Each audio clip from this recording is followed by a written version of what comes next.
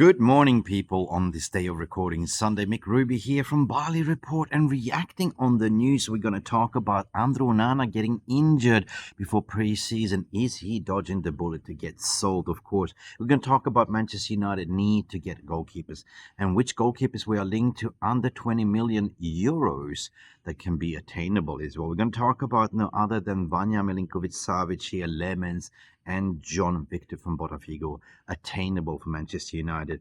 Umbuemo, latest update from Fabrizio Romano. I know what you're thinking. I know, just get it done.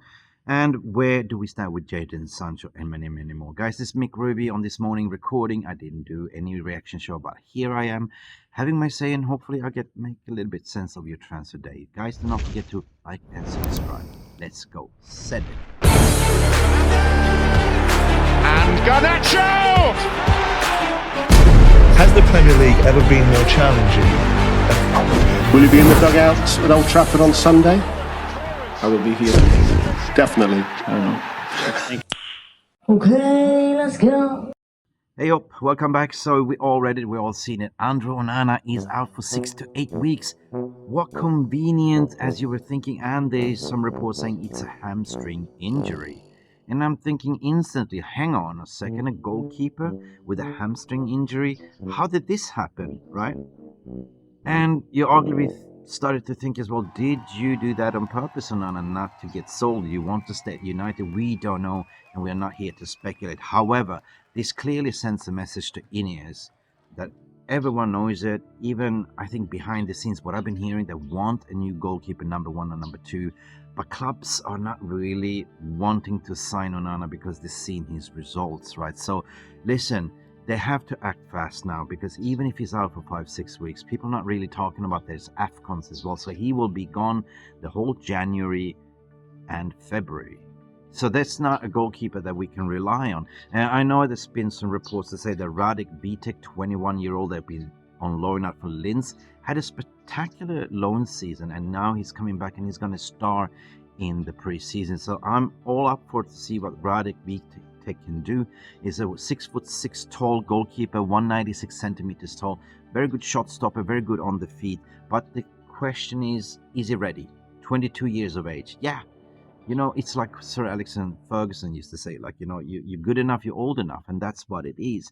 So keep your eyes on that one. But I want to talk about the goalkeepers where we are, because Emi Martinez, there was never Manchester United interest. It was his agent pushing. It's too expensive, 40 million. I don't think Man United has the money.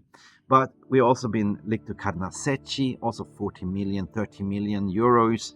That I don't think Man United will do. But there's keepers that you can get under 20 million, and there's Vanja, Milinković-Savić that we've been speaking on this channel. Serbian giant, 2 meters and 4 centimeters tall. You can get him for less than 20 million. And now you have also Lammens, which you also can get for about 15 million to 20 million euros. 24-year-old, up and coming, predicted to be the next Donnarumma. Like, you know, I think he's Belgium. Did some scouting report on him. He's fantastic. That is the one that Man United should watch. But you also have John Victor, also a tall specimen, almost 2 meters tall, from Botafogo in Brazil. That is what I like Man United to do. I've been speaking about this on many occasions. I've been tweeting about it, reporting about it, and I was told when I was in Kuala Lumpur on the tour by some senior backroom staff, the Man United are looking to bring in a number 2 to fizz out Onana. So what are you waiting for, Ineos? Open up your wallet, because at the end of the day, I understand from United's standpoint why the delay is for Mbeumo. It is pretty much a power of strength to sort of say to the rest of the world that we are Man United of the new. We will not buckle. This is the price, and we were willing to wait. And that is pretty much Omar Berrada. You look at Omar Berrada, how he operated at City, exactly carbon copy. So they're willing to wait it out because they know that the player wants to join Manchester United. He's forcing a move. Brentford needs sort of to get that money so they can go and buy new players as well. So Fabrizio Romano came out to say nothing really spectacular new. Club to club negotiators still talking. We fans are thinking, why are we still talking? But Fabrizio Romano said he believes that this deal is going to be happening this week and he will be part of the US tour. Now, Ben Jacob also said, boldly claimed that this is going to be a medical last week and the medical never happened. So I don't believe anyone other than what I'm hearing from the club sources that is a power of positioning from Man United to say we will not buckle, take it or leave it. And Manchester United will take it at the end of the day. I'm not worried about this one, but let me know the goalkeeping situation. What do you think? Do you think Manchester United should sign a goalkeeper, or do you think that this is the perfect opportunity for Radek Vitek now in pre-season to step up, to show the gaffer and everyone else that he could do the job? I believe so. This is perfect. And this is what happened to when Marcus Rashford broke in, when also we had Anthony Martial.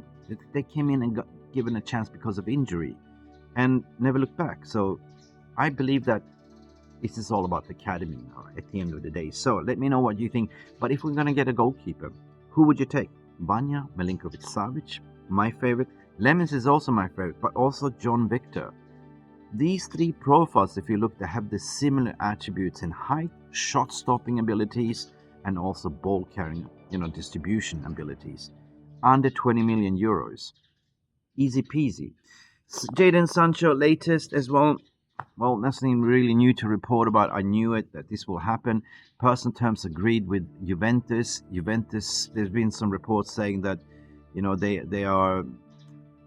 Now, it's all about them, Juventus, at the end of the day, trying to get rid of certain players. They want two wingers in that position. What I've been told... What is now being reported as well, that he's been offered about 8 million with 2 or 3 million in add-ons, performance bonuses, and also contractually speaking, what his Buster agent's doing is trying to sort of blackmail Man United to sort of pay the difference, which is about 5 million, to pay out Sancho for the remaining of his contract, which is absolutely BS. So I just want this result, even if you're just not making no profit, just get him out of the club, get it over and done with. Sancho, you're a bad boy. I believe that's going to be happening very, very soon. Sancho is waiting for for Juventus. Sorry, not Inter. It's early morning. For Juventus to give the green light. They already agreed personal terms, but at the end of the day, I'm just feeling it's shameless. Sancho, the money merchant, or is it his agent? At the end of the day, we never know. So that's about it. I think, let me know what you think about Onana at the end of the day. I was just instantly thinking, well, this is very convenient. That the club wants to sell you and you made yourself injured. I don't know. I know, hamstring injury. Okay, physically speaking, yes, if you are a goalkeeper and jump a lot, yeah, you can do your hamstring, but he doesn't really jump, really. He just came back from a holiday. How did this happen at the end of the day? But anyway, Manchester United need to resolve this ASAP. Even if Onana stays, get in a number 2 to challenge Onana. Right? We cannot go on that season. And I'm frustrated, and what a lot of you fans also feeling the frustration. Is it only going to be 2 signings here? Is it? What are we doing here? Everyone is buying. We got one player of the line. We are still haggling over Mbeumo, and I think it's going to be Mbeumo. But then we're going to go for a midfielder. It all depends on. I think Richard Rios will be a Manchester United player together, or it will be Edison. But Rios is the cheaper alternative and equally good to Edison as well. Goalkeeper, I mentioned Vanja, Milinković-Savić. You have Lammens, you have John Victor, and that's it. I don't think that we would do more business over that. Anyway, I'm trying to wrap things up in the morning here, less than 10 minutes. I didn't react on the news yesterday. I was out. But here we are on this Sunday. Let me know what you think at the end of it. That is what matters. Leave your comment in the non-live comment section down below. And please do not forget to like and subscribe if you know, and hit that notification button. I'm out of here. It's been Mick Ruby from Mufc Realist TV Transfer Bomber. Having a nice day, beautiful backdrop in Bali, and hopefully I made sense of your day. Glory, glory, Manchester United. I'm out. Send it.